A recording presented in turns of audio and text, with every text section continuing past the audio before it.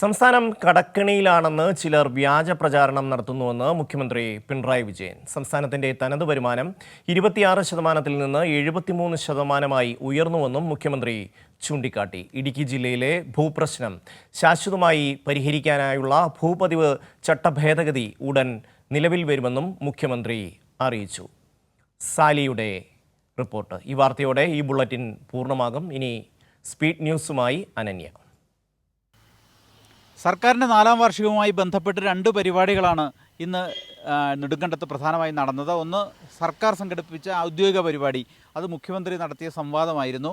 തിരഞ്ഞെടുക്കപ്പെട്ട 500 പേരുമായി മുഖ്യമന്ത്രി കൂടിക്കാഴ്ച നടത്തി. അവരിൽ നിന്ന് അഭിപ്രായങ്ങൾ കേട്ടു.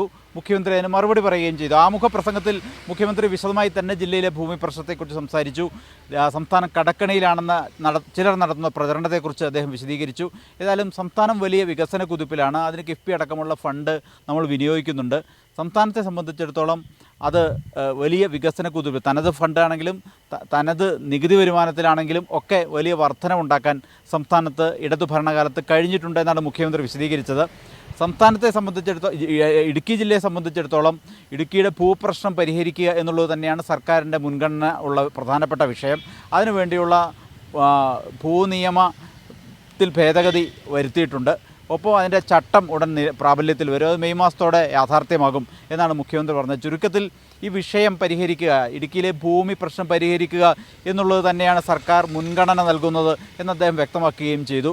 ഏതായാലും ഒട്ടേറെ പേർ ഈ സംവാദ പരിപാടിയിൽ പങ്കെടുത്തു. അവരെല്ലാവരും മുഖ്യമന്ത്രിയുമായി ആശയവിനിമയം നടത്തുകയും ചെയ്തു. വൈകിട്ടായിരുന്നു LDFിൻ്റെ പൊതുയോഗം. 10,000 നെടുങ്കണ്ടത്തെ പഞ്ചായത്ത് ബസ് സ്റ്റാൻഡ് മൈതാനിയിൽ സംഗമിച്ചു.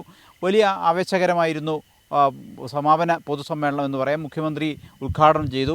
രാവിലെ സംവാദ പരിപാടിയിൽ അദ്ദേഹം സംസാരിച്ച വിഷയങ്ങൾ തന്നെ, അത് ഇടുക്കിയുടെ പ്രശ്നങ്ങൾ, ഇടുക്കിയിലെ ഭൂപ്രശ്നങ്ങൾ, സംസ്ഥാനത്താകമാനമുള്ള പൊതുരാഷ്ട്രീയം ഒക്കെ അദ്ദേഹം വിശദമായി സംസാരിച്ചു. മന്ത്രിമാരടക്കമുള്ളവർ പങ്കെടുത്തു. ഏതായാലും വലിയ ആവേശകരമായി തന്നെയാണ് ഇടുക്കി ജില്ലയിലെ നെടുങ്കണ്ടത്ത് സംഘടിപ്പിച്ച സംസ്ഥാന സർക്കാരിൻ്റെ വാർഷിക പരിപാടി സമാപിച്ചത്.